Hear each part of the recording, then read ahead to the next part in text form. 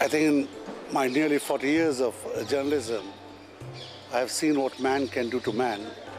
I've seen it in the context of race and politics. But what man can do to man in the context of caste, again, transcends everything else that I have ever seen.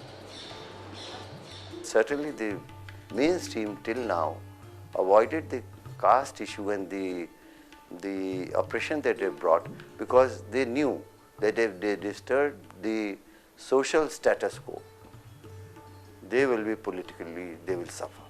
And so they didn't have much courage to do it.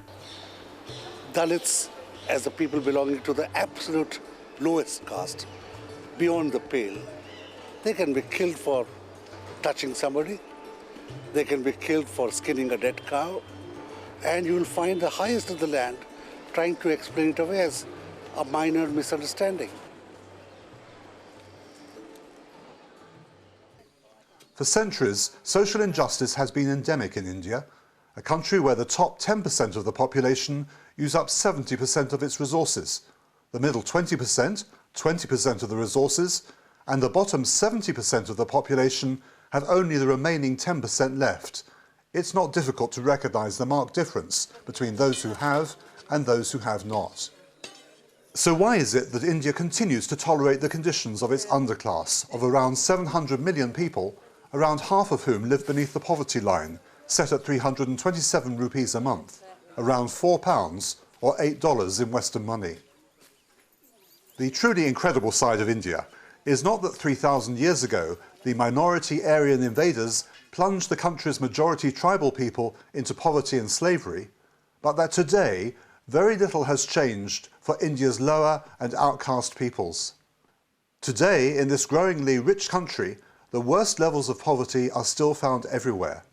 And even more incredible is the link between poverty and slavery. For there is more slavery in India today than in the entire African continent. And there is more slavery in India today than in any country, in any place, at any time in history. India's hidden slavery must remain hidden no longer. This caste-based analysis of India's social system reveals far more than just the economic gap between rich and poor. For India's Dalit population, like this family who for 20 years have been enslaved in what's now called bonded labour, caste has meant simply centuries of misery and deprivation. This enslavement, amazingly, is still justified by a religiously sanctioned view of life, which renders Dalits, once called untouchables, as somehow subhuman, outcast, and to be treated as the despised dregs of Indian society. My name is Ravi. I don't know how old I am. My mother thinks I'm 12. Since I was small, I've been forced to work in bonded labour.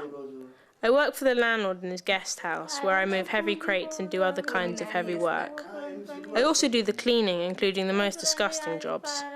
The food they give me is very poor, and it's made me ill quite a few times. They pay me only a few rupees a day. I'm not satisfied with this, but what can I do? I can't run away, as there's no other way to survive. Ravi's mother came to this village with her husband to be near to her sister, but they came owing money.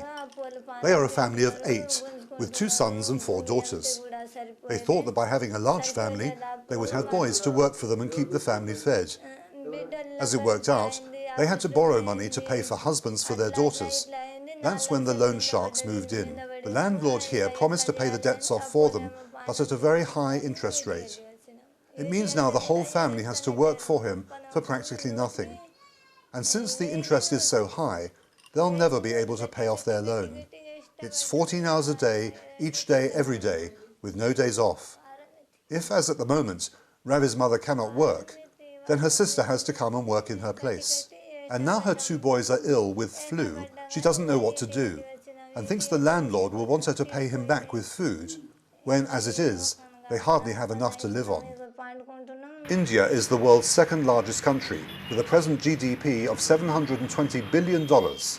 It produces over 2 million university graduates each year, comparable to, in fact just exceeding the United States. But with India's total graduate population of 50 million, this still represents less than 5% of the population. although the provision of tertiary education as it is now in India is a notable achievement, in terms of education for the total population, there is clearly so much more to be done. So the emergence of new education initiatives for Dalits provides some real hope for the future.